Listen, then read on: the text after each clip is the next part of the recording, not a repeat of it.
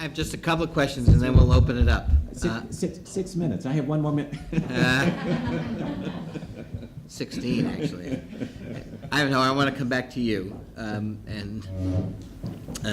James's reference to Fannie Lou Hamer. I don't know, again, if people got a chance to read what Fannie Lou Hamer said, but it was almost impossible to read in the sense that the cruelty and the inhumanity that she described, and this was her testimony to the Democratic Party convention in 1964 as to why the Mississippi Freedom Democratic Party should be seated in place of the regular Democratic Party delegation from Mississippi, which was all white, and the indignities and the torture that she describes for having the audacity to try to register and vote were amazing. So I guess the question is, what gave those ordinary folks the ability, the courage to stand up against what was just an incredibly inhumane system that we don't, stop and frisk is one thing, but we don't see this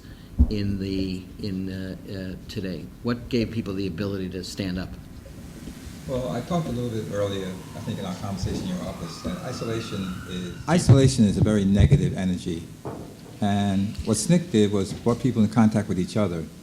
And with that came, with numbers comes unity, comes strength, comes focus.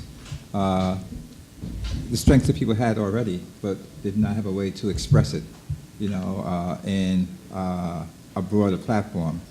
The thing about the Mississippi Challenge, by the way, is that voting is an important thing. We ought to have a conversation about voting alone one day. But the Mississippi Challenge did not win in the short term, but it changed the rules of the convention in '68 where they got seated. But more importantly, they led to the McGovern rules, which create equity among everything and made one man, one woman a primer focus of every delegation in the Democratic Party. So these little things have their way of inching along. They don't really bring change, but they do bring energy to people that they can get things done in some way possible. Mrs. Hamer was one of the beating in Winona, where Larry Guillot and Ponder and I can't remember the other person, was just a disaster. I mean, she never recovered from it. She limped the rest of her life with her hip, and it was from that beating. It was amazing that she could survive it. But she was a great woman. There were great women in SNCC. SNCC was a living university.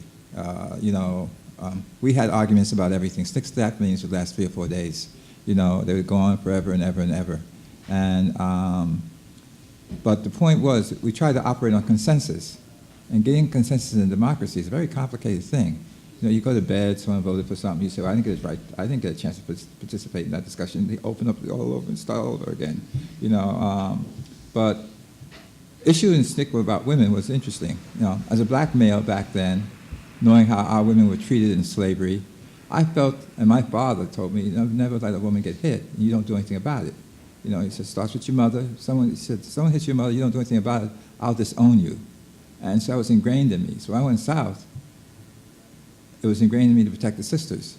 Well, the sisters said to me, we're equal out here. I don't need your protection any more than you need mine. We need each other. And so we slowly worked it out. It used to be a time that you couldn't be a woman in the field in SNCC, but then women went in the field anyway because they weren't paying attention to the brothers, and they became project directors, and they became leaders in the organization. We had long, drawn-out discussions, and I used to do these nonviolent workshops. I used to tell the sisters they had to take off their earrings because they would grab the earrings and rip their ears, and things like that. And I tell the brothers, if the sister's on the ground, you got to cover her body with yours, But they felt the same that they would do for me. And a short story. Annie Pearl Avery is from the South. She's from Alabama. She's one of the mythology people of SNCC. And I was in Danville, Virginia, the South Side, and we were coming before Judge Akins on some previous charge. And we were in jail, and he brought us up in this court. And Annie leans over to me and says, the judge got a gun under that robe, Ivanhoe. I said, Annie, don't start anything. I just want to get out of here. Annie said, but he's got a gun on him, Ivanhoe. She says, I'm not going to be sentenced by a judge with a gun on in the courtroom. And she immediately laid in, right in front of the judge in the court floor. Well, what could I do? I had to get down there with her. I mean, I couldn't be this brother letting his sister go this by herself. So we got dragged off to jail.